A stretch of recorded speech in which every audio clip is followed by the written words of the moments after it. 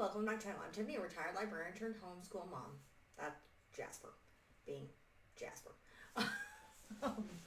So, let's get on with, we're going to be talking a little bit about season 1, a little bit about season 2, mostly season 2 of Murder, She Wrote. I realized when I had posted season 1 that I forgot to tell you guys all the episodes, because I'm only watching a couple, because there's 22. I do intend to buy these. I enjoy Murder, She Wrote. I enjoy Angela Lansbury. If you haven't figured that out by now, considering Murder, She Wrote is not the first time I've covered Angela Lansbury on this channel, though I did cover her in Bed Knobs and Broomsticks, and then she was in another movie with Judy Garland back when she was much, much younger. So we're going to do a quick review of the episodes of season 1, then we'll get on to season 2 really quickly. So, the episodes in season 1 is The Murder of Sherlock Holmes. That's the first episode. Then you have Deadly Lady, Birds of a Feather, Hooray for Homicide, A Dog's Life, The Lovers and Other Killers, Hit, Run, and Homicide, You're Off to Kill the Wizard, Death Takes a Curtain Call, Death Casts a Spell, Capital Offense, Broadway Malady, Murder at a Jazz Beat, or Murder to a Jazz Beat, sorry, My Johnny Lies Over the Ocean, Paint Me a Murder, Tough Guys Don't Die, Sudden Death, Footnote to Murder, Murder Takes the Bus, Armed Response, Murder at the Oasis, and Funeral at the 50 Mile. So, alright, so now this is season 2. So, I watched Widow Weep for Me. At least I believe that was the first episode, which was, I watched that other way. That was interesting. I think what that was about. I did watch,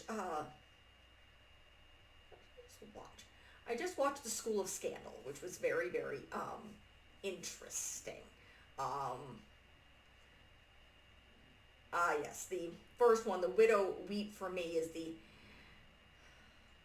one of the things that gives me a theory of why on earth Jessica Fletcher has so many nieces and nephews. In this one, she has a friend that dies who's written her a letter. She comes to the hotel acting very much like her character in Death on the Nile. So, very opinionated, wearing a turban on her head. Turns out she's there under disguise because her friend was murdered and jewels were stolen, and she's pretending to be somebody else. She's pretending to be somebody else. Eventually, obviously, it's found out, and I believe the murder turns out to be the hotel's security guard who was stealing jewels because he was pissed off about his life. And yes, this is one where she's irritating the local police, and she's always doing that. That's just what Jessica Fletcher does. She also irritates Sheriff Metzger, who's the friend of hers, the sheriff in Cabot Cove, but he's just used to her. He's used to her.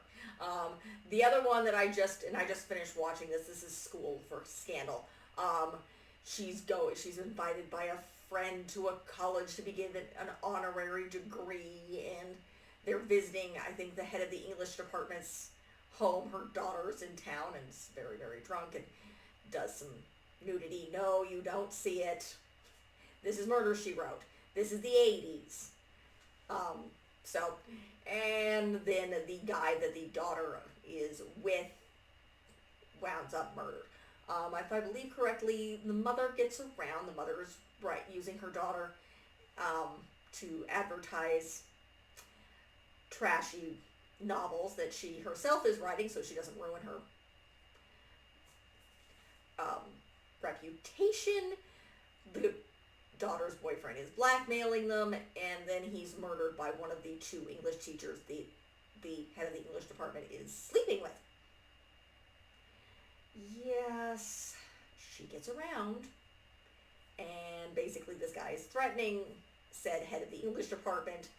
One of her lovers shows up, kills him. she finds the body. She thinks her daughter did it, and it's kind of an interesting thing. And yes, she's sleeping with two of the English teachers who are vying for a assistant professorship. So yeah, always interesting. As to my theory about all the nieces and nephews, because Angela Lansbury in this as Jessica Fletcher has lots and lots of nieces and nephews who are periodically getting involved in murder, because of course they are, in various different places. But in Widow Weep for Me, her friend was well off. She was born of the upper class, apparently. She was engaged to a lower class man. Her father paid him off. She had a baby, a little girl, and basically this woman's, now older woman's, made her give her child up for adoption, and her father was now aging. He got his daughter in touch with her biological daughter. This is the woman who's killed, and yeah, a whole bunch of blackmail is going on. And of course, Jessica takes this young girl under her wing. So I'm going to make the weird assumption, and again, this is just me, and how many nieces and nephews does Jessica Fletcher have? She takes on the various, maybe old students, because she was a teacher, and considers them nieces and nephews, as well as the children of old friends who have passed, and she just kind of adopts a bunch of children as nieces and nephews. That is my opinion, but who knows? It's a reason for Jessica Fletcher to have so many nieces and nephews all over the place who are constantly getting involved in murders. But again, this is a murder show. So again, let's go over the episodes for season 2. We have Widow Weep for Me, Joshua Peabody Died Here, possibly, Murder in the Afternoon, School of Scandal, Sing a Song of Murder, Reflections of the Mind, A Lady in the Lake, Dead Heat, Jessica Behind Bars, Sticks and Stones, Murder Digs Deep, Murder by Appointment Only, Trial by Error, Keep the Home Fires Burning, Powder Keg, Murder in the Electric Cathedral, One Good Bid Deserves a Murder, If a Body, Meet a Body, Christopher Bundy Died on Sunday, Menace Anyone, The Perfect Foil, If the Flame Fits, and that is the last of season 2. So, again, I love these. They're easy to watch. It's something to put on a rainy afternoon. I don't know if the little elementary schools kids would get it. I probably watched these when I was that age. I'm not sure. I don't remember. They're easy watching. They're fun mysteries. There's no violence. There's really no swearing. It's just easy watching whodunit mysteries, where, similar to Sherlock Holmes, Angela Lansbury as Jessica Fletcher you have no clue what's going on in her head. All of a sudden something clicks and she's running off and she's found the murderer. And she gets them to confess. Because that's just the kind of thing that happens in these shows. Again, they're easy, they're fun, I enjoy them. I'm probably going to buy all the seasons. Just because there's something to put on and they're just kind of fun and relaxing. And again, it's great she uses a typewriter. It's kind of great to see kind of the time as things change in different worlds. And you also get to see a bunch of, again, I mentioned in my first review, various different co-stars come on here. So it's always interesting.